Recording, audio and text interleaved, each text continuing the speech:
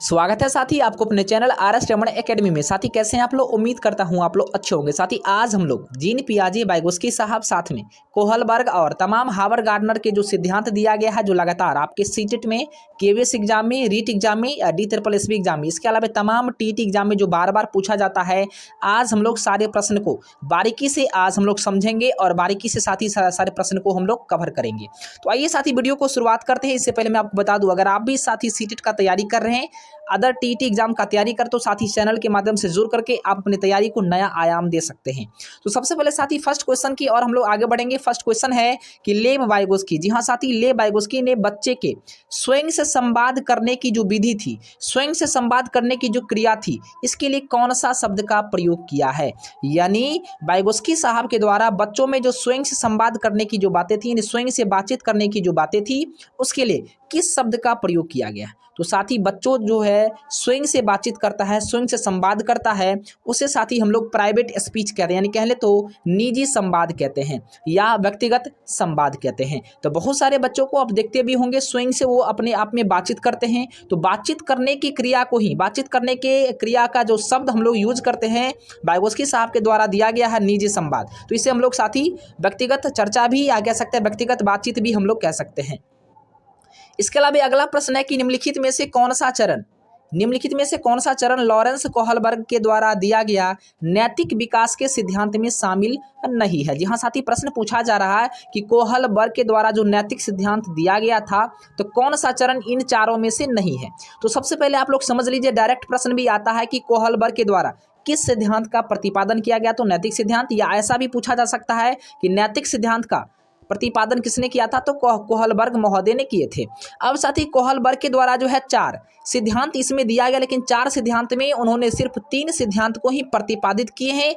एक सिद्धांत इसमें से गलत है, उसी को हम लोग को सेलेक्ट करना है। तो साथी सबसे पहले आप लोग समझ लीजिए कि लॉरेंस कोहलबर्ग के द्वारा जो सिद्धांत प्रतिपादित किया गया था, पहला सिद्धांत का नाम है पारंपरिक चरण, नंबर 2 का नाम है उत्तर पारंपरिक चरण, नंबर 3 का नाम है पूर्व पारंपरिक चरण। तो ये तीनों चरण जो है नैतिक विकास का ही सिद्धांत है। लेकिन साथ ही कहीं ना कहीं इसमें नंबर 2 वाले जो ऑप्शन आप लोग को दिख रहा होगा, अपारंपरिक चरण, यह जो है लॉरेंस कोहलबर्ग महोदय के द्वारा नहीं प्रतिपादित किया गया था। तो इसका सही उत्तर हो जाएगा नंबर बी वाला। इसके बाद साथी अगला प्रश्न है कि वाइगोत्स्की के अनुसार निम्न में से कौन सा कारक संज्ञानात्मक विकास में भूमिका निभाता है? जी हाँ साथी, ऐसा कौन सा सिद्धांत है जो कहीं न कहीं वाइगोत्स्की साहब के द्वारा संज्ञानात्मक विकास में अपनी भूमिका को निभाता है? तो साथी प्रश्न यहाँ फैक्टर को लेकर के कहा जा रहा है, ऐसा कौन सा फैक्टर है जो वाइगोत्स्की के अनुसार संज्ञानात्मक विकास के सिद्धांत को प्रभावित करता है या प्रभाव डालता है? तो साथी कहीं ना कहीं इसका सही उत्तर हो जाएगा आपको ए नंबर, भाषा। क्योंकि संज्ञानात्मक विकास का जो सिद्धांत वाइगोत्स्की महोदय के द्वारा दिया गया, इसमें साथी कुल मिलाकर भाषा से ही संबंधित है, अर्थात भाषा का ज्यादा प्रभाव इस पर पड़ता है। वैसे जीन पियाजे के द्वारा जो है संज्ञानात्मक सिद्धांत दिया गया था और वाइगोत्स्की ने भी अपना संज्ञानात्मक सिद्धांत दिए थे। तो साथी प्रश्न को आप लोग समझ गए। अगला प्रश्न साथी आपके सामने है कि लेव वाइगोत्स्की ने सिद्धांत के अनुसार हमारी संरचनाओं की बनावट, वो हमारी संज्ञानात्मक प्रक्रियाओं में बदलाव किसके द्वारा होता है? यानी प्रश्न स्पष्ट रूप से कहा जा रहा है कि वाइगोत्स्की महोदय के अनुसार जो सिद्धांत उनका दिया गया था, उसमें हमारी संज्ञानात्मक संरचना और संज्ञानात्मक प्रक्रिया में बदलाव किसके द्वारा होता है? तो साथ ही बदलाव जो होता है वो सांस्कृतिक उपकरण के माध्यम से होता है, यानी कल्चर टूल्स। यानी समाज में आप देखते होंगे बहुत सारे ऐसे फैक्टर्स हैं जिनके माध्यम से हमारे जो भाषा होती है उसमें परिवर्तन होता है, हमारे रहन सहन में परिवर्तन होती है, हमारे जीवनी में बहुत सारे ऐसे जो इफेक्टिव होता है, बहुत सारे बदलाव होते हैं, वो समाज के कल्चर के अकॉर्डिंग टू होती है। तो साथ ही कहीं ना कहीं इसका सही उत्तर हो जाएगा सांस्कृतिक उपकरण। उसके बाद साथी अगले प्रश्न की और हम लोग आगे बढ़ते हैं। अगला प्रश्न साथी है कि कोहलबर्ग के किस चरण में व्यक्ति जो है तर्क करते हैं कि सही कार्यवाही विवेक के स्वचुने हुए नैतिक सिद्धांतों द्वारा परिभाषित की जाती है? जी हाँ साथी, कोहलबर्ग महोदय के द्वारा जो है नैतिक सिद्धांत जो प्रतिपादित किया गया, तो उसमें से कौन सा सिद्धांत कह रहा है कि विवेक स्वचुने हुए नैतिक सिद्धांत को इफेक्टिव करता है या प्रभावित करता है? तो साथी सबसे पहले आप देख लीजिए, प्रश्न में आपको नैतिक सिद्धांत पूछा जा रहा है, तो कोहलबर्ग महोदय के द्वारा नैतिक सिद्धांत को ही 3 चरण में प्रतिपादित किया गया था। तो साथ ही इसमें आप देखिएगा जहां पर आपको नैतिक दिखा मिल जाएगा, यानी कह ले तो सार्वभौमिक नैतिक सिद्धांत अभिविन्यास जो है यह कोहलबर्ग के द्वारा प्रतिपादित की गई थी, और साथ ही कहीं न कहीं इन्हीं के माध्यम से विवेक के स्वयं चुने हुए चीजें स्पष्ट हो पाती है। तो इसका सही उत्तर साथी हो जाएगा नंबर 4 वाला। इसके बाद अगला प्रश्न है कि पियाजे के संज्ञानात्मक विकास के सिद्धांत के अनुसार स्वयं के पर्यावरण के बीच संतुलन की खोज की प्रक्रिया क्या कहलाती है। जी हाँ साथी, यानी कहा जा रहा कि पियाजे महोदय के अनुसार जो संज्ञानात्मक विकास का सिद्धांत दिया गया था उसमें स्वयं और पर्यावरण के बीच जो बैलेंस बनाते हैं, जो संतुलन बनाते हैं, इस संतुलन बनाने की प्रक्रिया को क्या कहते हैं। तो स्वयं से और पर्यावरण के बीच, तो स्वयं से और पर्यावरण के बीच जो हम लोग बैलेंस बनाते हैं, संतुलन बनाते हैं साथी, तो इसे हम लोग जो है साम्यीकरण कहते हैं। तो साम्यीकरण साथी इसका सही उत्तर हो जाएगा नंबर ए वाला। अब देखिएगा बहुत सारे अभ्यर्थी यहाँ पर जो है नंबर 4 वाले ऑप्शन को टिक आउट करते हैं, वहां समायोजन में लगाते हैं। तो समायोजन किसको कहते हैं। तो यहाँ पर साथी संज्ञानात्मक विकास का जो सिद्धांत पियाजे महोदय के द्वारा दिया गया था, इसमें 4 सिद्धांत था। संवेदी गामक अवस्था, और नंबर 2 में था पूर्व पारंपरिक अवस्था, नंबर 3 में मूर्त पारंपरिक अवस्था, नंबर 4 में था साथी अमूर्त पारंपरिक अवस्था। तो साथी यहाँ पर कहीं ना कहीं आपको ध्यान देने की आवश्यकता है कि समायोजन बच्चा कब करता है।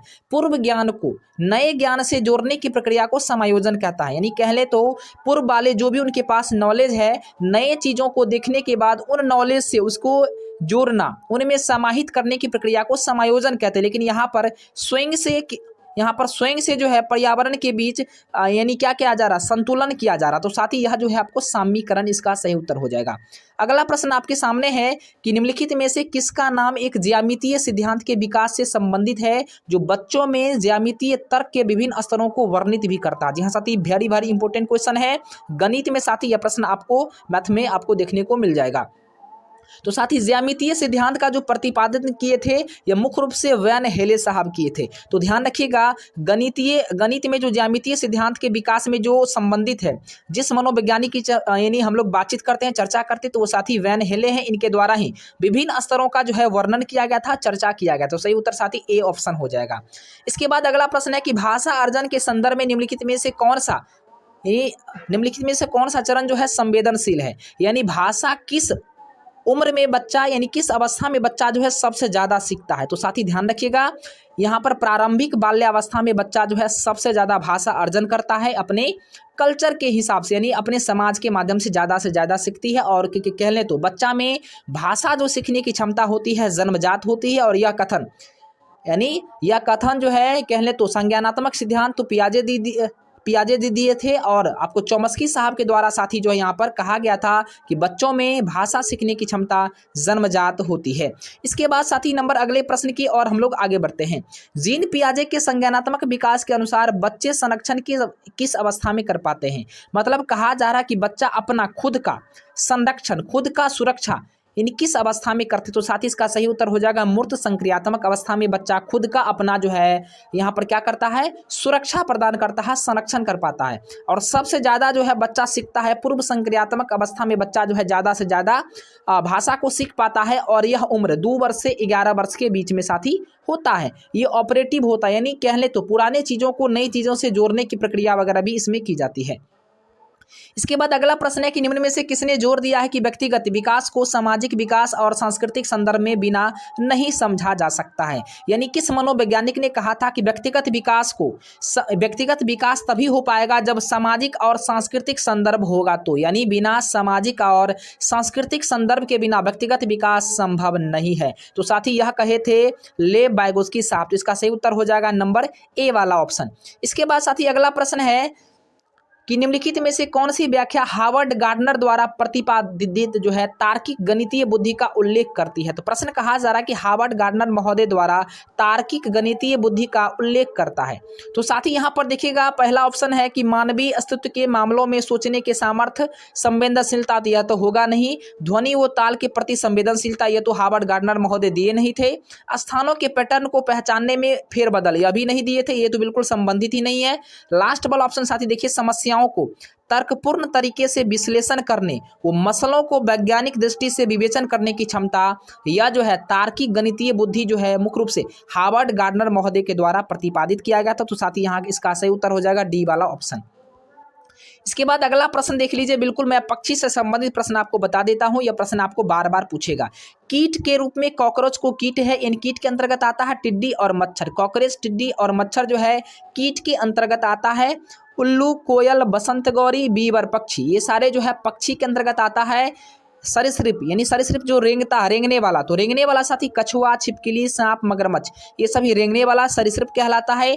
और स्तनधारी में चमगादड़ हो गया, ऊंट हो गया, मनुष्य हो गया, ये सब क्या है आपको स्तनधारी हो गया। इसके बाद साथी लास्ट क्वेश्चन आपके सामने है कि निम्नलिखित में से कौन सी विशेषता हार्वर्ड गार्डनर द्वारा प्रतिपादित अंतः व्यक्तित्व बुद्धि का आलेख करता है। तो साथी यहाँ पर कहा जा रहा कि मौखिक व लिखित भाषा के प्रति संवेदनशीलता, ध्वनि व ताल के प्रति संवेदनशीलता, दूसरों के विचारों व इच्छाओं को समझने की क्षमता। जी हाँ साथी, हार्वर्ड गार्डनर के महोदय के माध्यम से जो है हार्वर्ड गार्डनर के द्वारा ही बहुबुद्धि का सिद्धांत दिया गया था। तो बहुबुद्धि का सिद्धांत में स्पष्ट रूप से कहा गया है कि दूसरों के विचारों को जो हम लोग अपनी इच्छा के हिसाब से समझ जाते हैं, उनकी बातों को हम लोग संप्रेषित कर पाते हैं, समझ जाते हैं, तो इन्हीं को साथी यहाँ पर जो है नंबर 3 वाला ऑप्शन इसका सही उत्तर हो जाएगा। ठीक है ना। तो वीडियो देखने के लिए साथी धन्यवाद। देखते रहिए आरएस डायमंड एकेडमी को, लाइक करें, शेयर करें और सब्सक्राइब करें, ताकि लेटेस्ट वीडियो आपके बिल्कुल एग्जाम के रिलेटेड क्वेश्चंस आएगी। तो साथी जरूर ही आप लोग चैनल को सब्सक्राइब कर लीजिएगा और दोस्तों की भी जरूर ही शेयर भी कर दीजिएगा।